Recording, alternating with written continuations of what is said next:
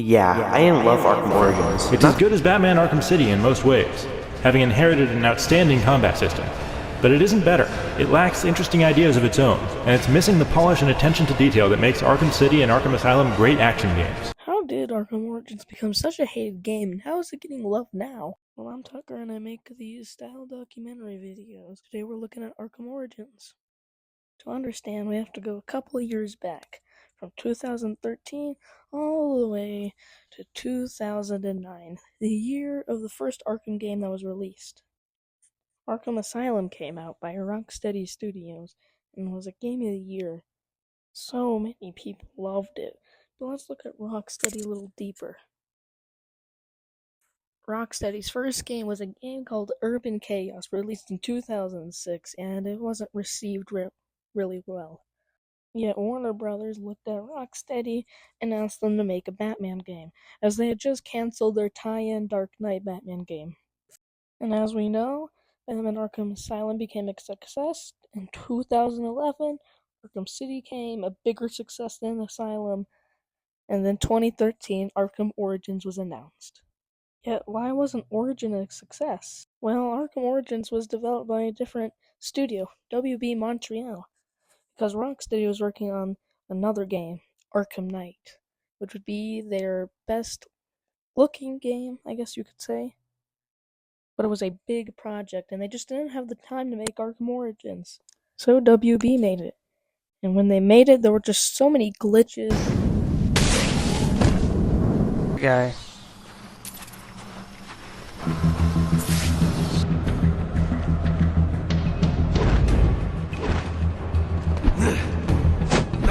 And some people just didn't like the map design, as they literally just took Arkham City and added another city within it.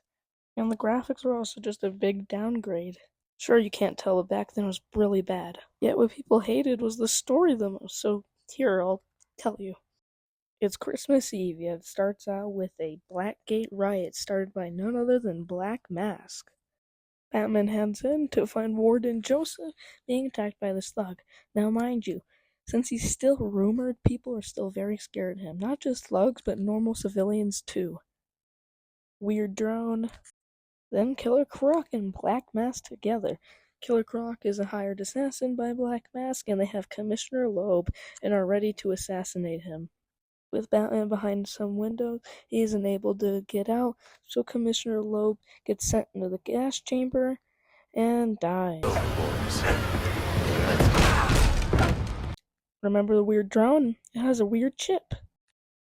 Then on the roof, Killer Croc and Batman meet, and they fight. Can you guess who wins? It was Batman. Who could have guessed, honestly? He asks Killer Croc for the assassins, and Black Mask says that there's a big bounty on Batman's head. Yet GCPD meets Batman, and, since he's a vigilante, which is illegal, they still hunt after him, thinking he's a threat. Here are the assassins. In the business. Black Mask isn't messing around. Doubt you got them, but we'll get them later in the story, and I'm sure none of them becomes useless side missions. Anyways, there's a signal jamming Batman, so he has to go to GCR. Some guys protecting it, then are some prey for Batman. Then our first detective mission, where this guy was trying to open up his door but got blown up. We find out who it is, and it's none other than Riddler. Love that guy, right? Batman then crosses a bridge. Why does Batman cross the bridge? So he can interrogate Loose Lips. He is one of Penguin's men, and he wants to ask him where Penguin is. Why? Because Penguin knows where Black Mask is. Batman takes out all the guys and interrogates Loose Lips, but he doesn't know where Cobblepot is, and Batman will have to triangulate Cobblepot's position. But notice this scene and how Batman is just brutally interrogating this guy. This will be a main driving point to why people like this game. After finding Cobblepot's position, he's at this big boat, and Batman fights a lot of people to get through this place called the Boiler Deck, where Cobblepot is hosting fight events. Once Batman gets in there, he fights the hardest boss ever, Executioner, the second boss fight, and Assassin.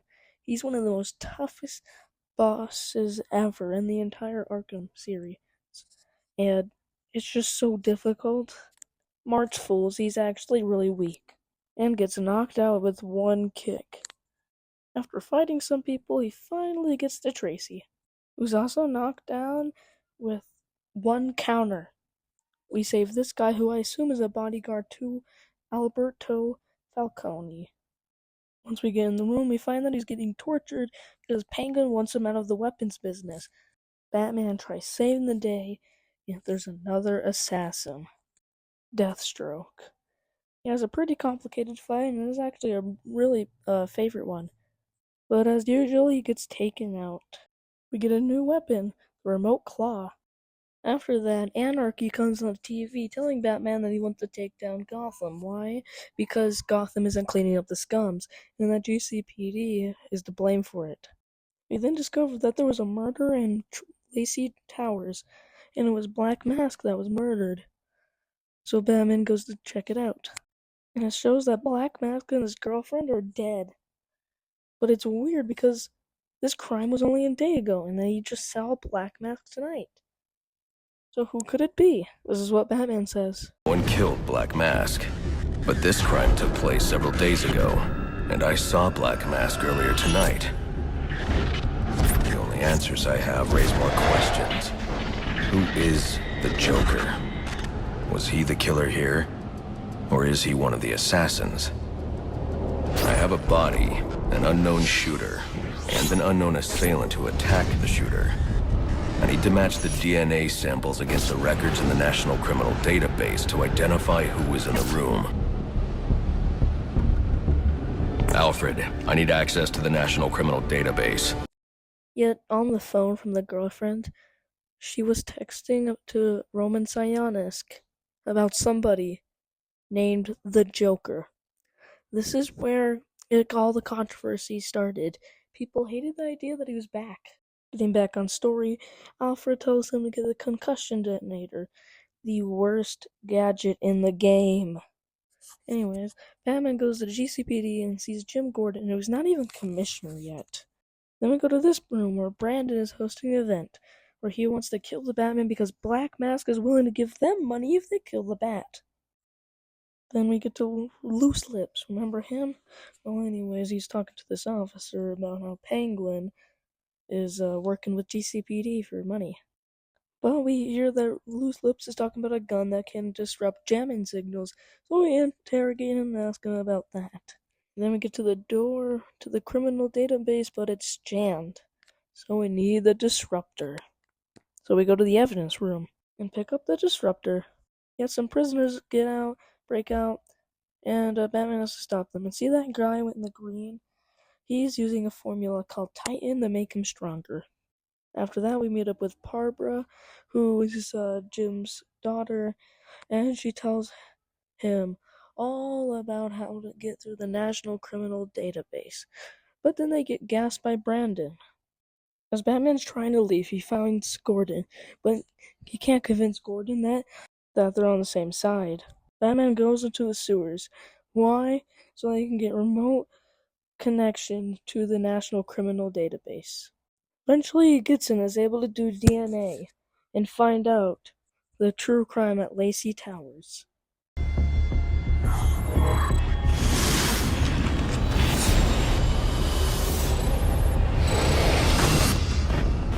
By now, Gotham PD thinks Roman Sionis is dead, the casualty of a turf war, murdered by the Penguin. But I know better.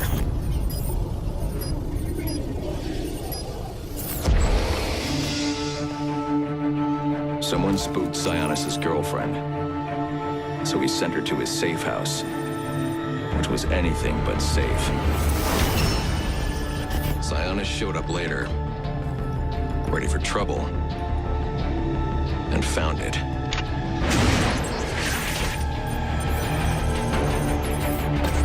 Or so it seemed. Roman's always been paranoid.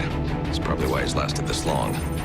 He'd sent in a decoy, giving himself the element of surprise, but it wasn't enough. There was a fight. Sionis lost. The killer didn't hesitate to shoot the decoy, but he wanted Roman alive to access the cash stored at the Gotham Merchants Bank. With Sionis under control, all that remained was to tie up loose ends. But it wasn't the fire that killed Sionis' girlfriend.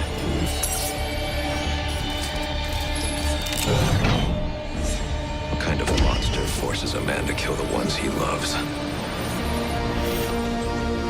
The Joker. He's the shadow I've been chasing. And now I know where he's going next. Gotham Merchants Bank.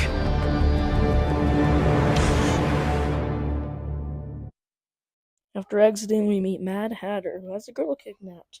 Yet that's not our problem. Instead, we go to Gotham Merchants Bank to stop the Joker. The Joker? Never heard of him. How about you, dog? Know the Joker? The who? And you, sir? Name Joker ring a bell? You son of a bitch! You think you can steal from me? Got away with it? You're a dead man. Dead! Can't you just play along? You're insane!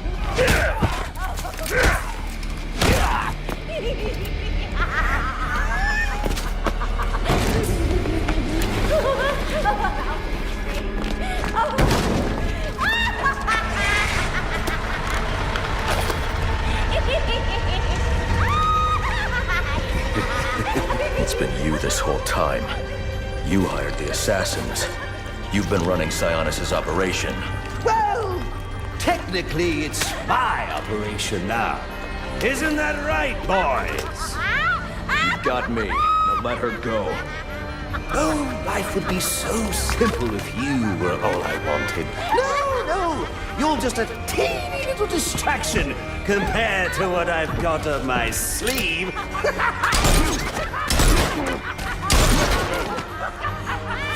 Here, have a laugh on me. You hear that? Sounds like 8 tiny reindeer.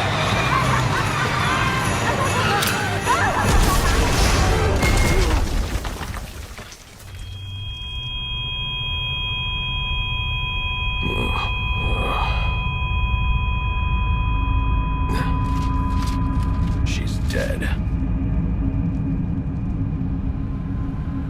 After that, we interrogate this dude who tells us that Joker is in the steel mill, also owned by Sionis. After leaving, we run into this woman, Shiva, who is one of the assassins, and tells us that there's a man in distress, and if we can save him. We don't really care, as we go back to the steel mill to find Sionis and see that he has a pacemaker and that we're able to now control it remotely.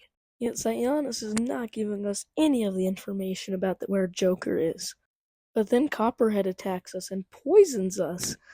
But as we go to the drop-off point for our cure, she decides to attack us one more time. But after telling us there's some pumpkin spice lattes in Starbucks, she leaves us alone and I can get the cure. We end up locking her up, but she tells us that she knows where Joker is. He's hosting a meeting with all the other assassins to how taking out the Bat.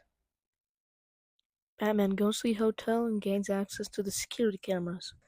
And Joker is talking to the assassins. Shiva, Deadshot, Firefly, Electrocutioner, and Bane. This Bane is actually an intelligent Bane. I'll tell you why later. But what happens next is that Electrocutioner is killed and Batman grabs his shot gloves. Batman goes up to the hotel, but it explodes and Batman gets on this helicopter. From Vicky Vale, actually. Batman gets back in the hotel, but Bane is able to find him and tosses him around like a rag doll. Then Batman is thrown into a room where Joker is. And Joker straight up just blows up an entire building. Then Bane comes in and throws Batman through a window. And remember those guys that have the green stuff on him? It's called Venom. He uses that too. Once again, Batman is thrown out the building and fights Bane while arguing with Alfred whether or not to call GCPD. yet they're already arriving. GCPD arrives, and then Bane escapes. Before he escapes, though, he fires a rocket launcher at Joker, and Joker just takes the hit.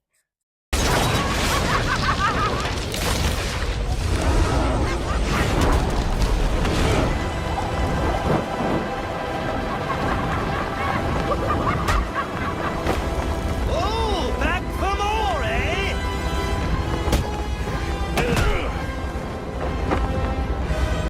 GCPD comes through and arrests Joker.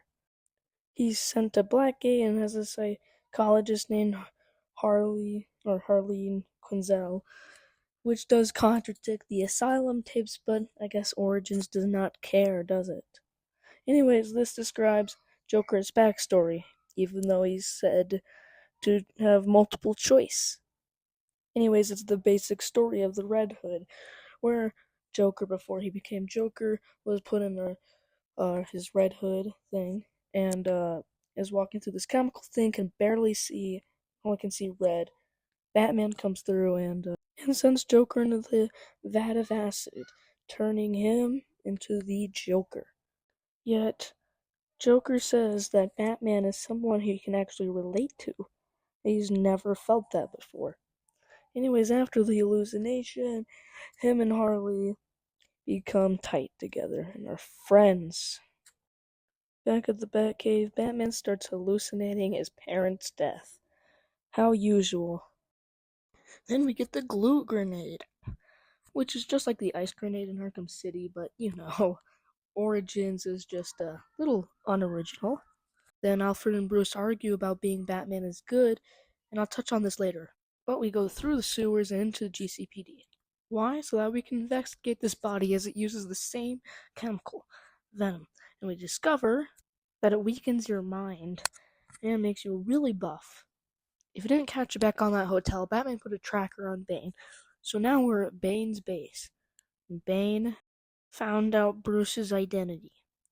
But before Bruce can do anything about it besides destroying the evidence, Firefly attacks the bridge, putting bombs on it, and just casually just blowing it up. As we head in, we have to disarm these bombs, but we then take out Firefly, who is another assassin. But we get a call from Bane. He's at the Batcave. When Batman arrives, Alfred is dead, but realizes with the electrical shock gloves he can revive Alfred. And it works, surprisingly. Yet after that, Batman doubts himself that he can even do this. He can't even stop Bane or even defend Gotham if he can't defend his own home. Alfred convinces Batman to go. Batman goes in and saves the hostages, Harleen Quinzel, who tells him where Joker is. Then Batman goes to Joker's location, who is holding Warden Joseph hostage. And surprisingly, Bane and Joker are back to working together. And what Joker has done is strapped this thing that can monitor Bane's heartbeat. Once it flatlines, Joker gets electrocuted. So Batman has a choice. Kill Bane, and kill the Joker, or to let Batman die. Him and Bane fight, but Batman stops his heart ultimately. And, I forgot to say, Jimbo arrived. And Joker surprisingly doesn't get shocked. So Batman shocks Bane back to life. But Batman did this for a reason.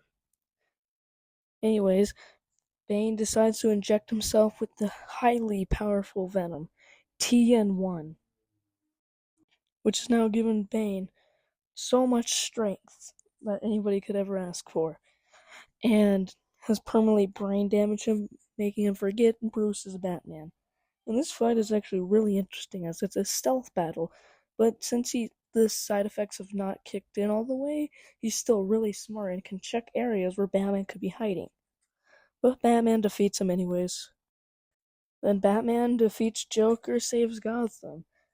Yet him and Gordon are still yet to, be allies yet. And that's the end of the game. Well, why do people like it now? Well, people push Joker aside, and they notice the moments between Alfred and Bruce. Bruce actually had character, and Alfred and them actually bonded. Like in this scene, for instance. Master Bruce. Stop, Master Bruce. Bruce, I will not in good conscience allow you to go. You're outmatched by these assassins. What? You're not some hardened vigilante. You're a young man with a trust fund and too much anger. You're in over your head, and I don't want this to be your end. Alfred, who do you see when you look at me? The boy whose shoes you used to tie every morning? The teenager you drove to his first date? While you are here every night, I am out there. The only thing between the innocent and the predator. Be. No, not may be. I am. When the mugger or the thief stops to think twice, that is fear. That is what I am. That is why they hired assassins, because I am the reason the criminals breathe easier when the sun rises. So no, Alfred, I am not in over my head. Tonight will not be my head, but it will be theirs. People also liked how this was a young and angry, inexperienced Bruce, like in this scene, for instance. I know exactly who you are. You didn't do it for money. You didn't even do it for love. You're choking me. I can't breathe. Not out of jealousy, not out of anger. You did it because you're a small, selfish, malicious... Sir, is everything all right? Your vital signs are rather erratic. What the hell's wrong with you? So yeah, people look past all those negatives, and nowadays Origins is getting so much love from the community, and so many people want remasters. Anyways, see you next week, as I'll be covering the DLCs and online.